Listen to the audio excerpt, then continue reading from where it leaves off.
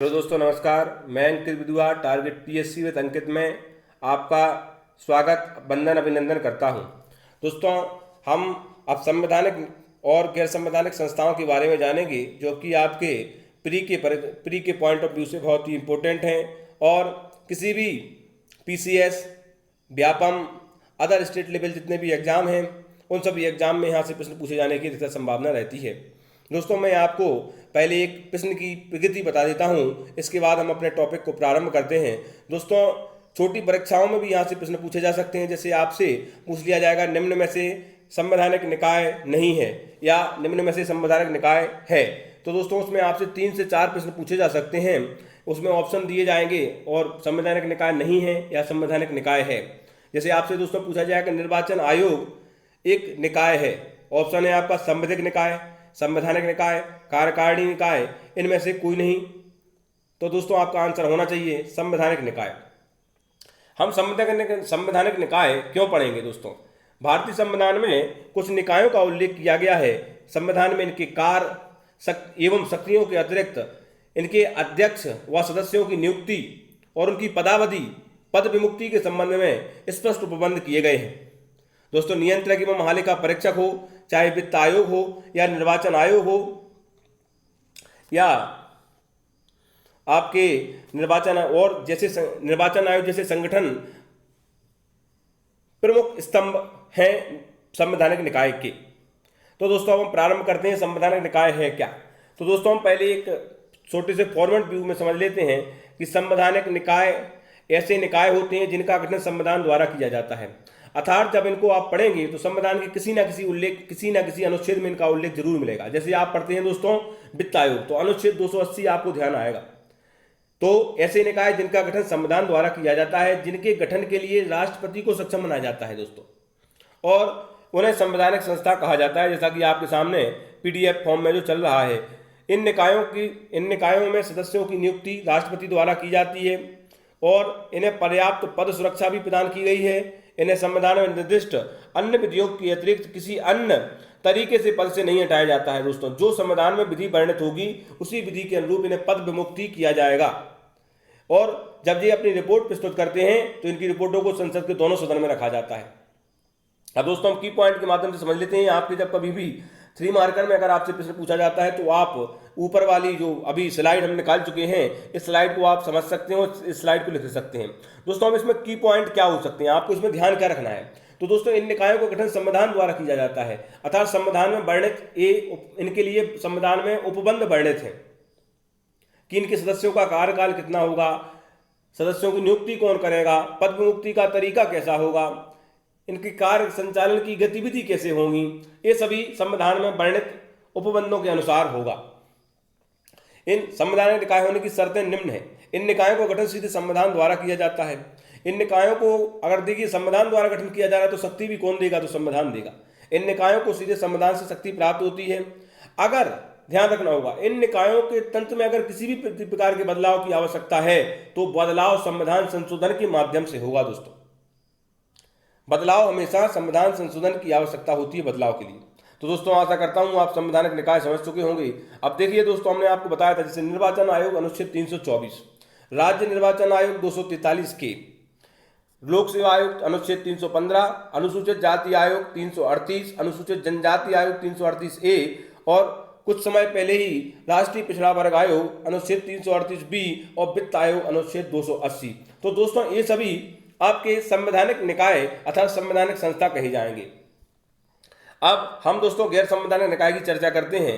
तो दोस्तों ऐसे निकाय जिनका गठन संविधान द्वारा नहीं किया जाता है गैर संवैधानिक या अतिरिक्त संवैधानिक निकाय कहलाते हैं। दोस्तों इनका जो वर्णन है वो संविधान में नहीं होगा, इनका वर्णन कानून के माध्यम से आप पढ़ेंगे। भारत में सामाजिक व आर्थिक विकास के लिए योजना के सर्वोच्च अंग है। इनका गठन संविधिक और कार्यकारिणी समिति के द्वारा किया जाता है। अब हम गैर संवैधानिक निकाय को अगर पढ़ेंगे तो दोस्तों गैर संवैधानिक निकाय पढ़ने के लिए आपको एक ध्यान रखना होगा।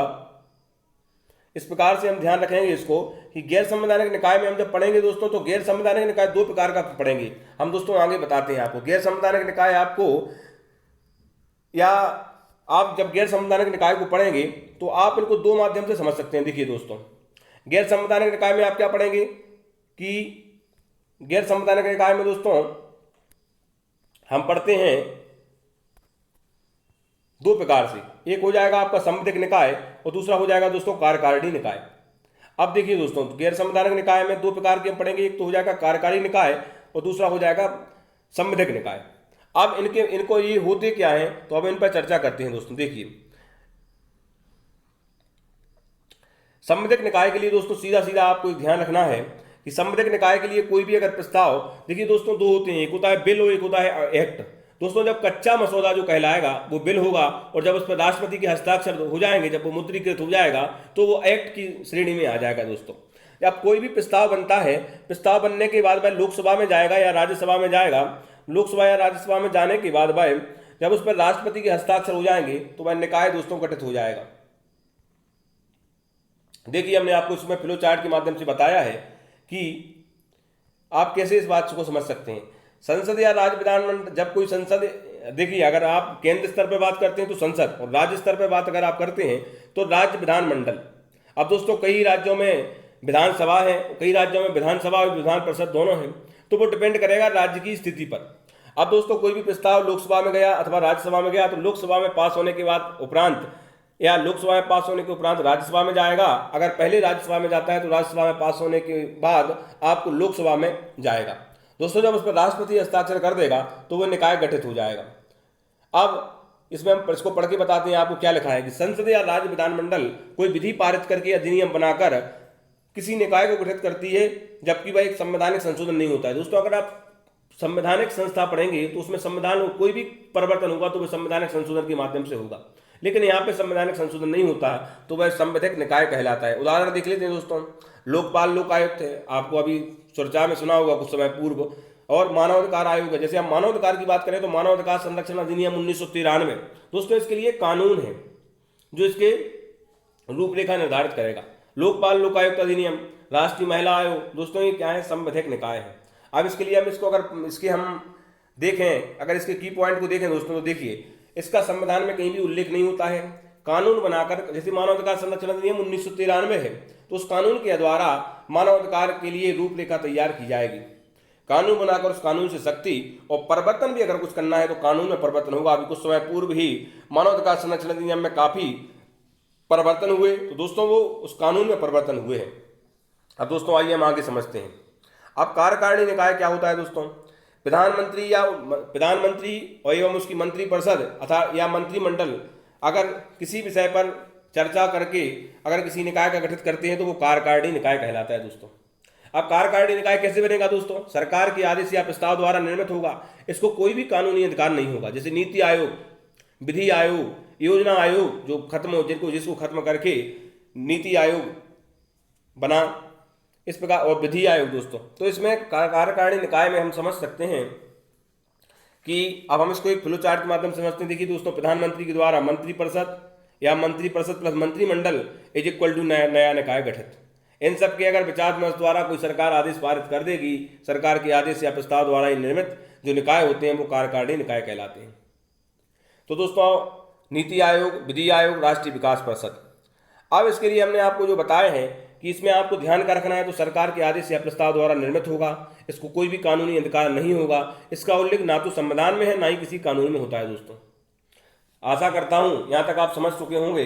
अब देखिए दोस्तों, इसके बाद हम जो MPPSC मुख्य परीक्षा आपके प्रारंभिक परीक्षा में जो दिए गए हैं, प्रमुख आयोग जैसे निर्वाचन आयोग दिया गया है, वित्त आयोग भी दिया गया है, अनुसूचित जाति आयोग दिया गया है, अनुसूचित जनजाति आयोग दिया गया है, अन्य पिछड़ा वर्ग आयोग भी दिया गया है, राष्ट्रीय महिला आयोग भी दिया गया है। तो दोस्तों जो हम अगली वीडियो लाएंगे उस अगली वीडियो में हम देखेंगे कि कौन कौन से आपके संवैधानिक निकाय हैं, कौन कौन से संवैधानिक निकाय हैं और कौन से कार्यकारिणी निकाय हैं। तो दोस्तों आशा करता हूं आप सभी लोग यहां तक समझ चुके होंगे, और अगली वीडियो में दोस्तों हम चर्चा करेंगे केंद्रीय सतर्कता आयोग के बारे में। तो दोस्तों तब तक के लिए जय हिंद, जय भारत। दोस्तों वीडियो अच्छी लगे तो लाइक, शेयर और सब्सक्राइब करना चैनल को ना भूलें। साथ ही अपने दोस्तों तक इस चैनल को जरूर पहुंचाएं। दोस्तों जय हिंद, जय भारत।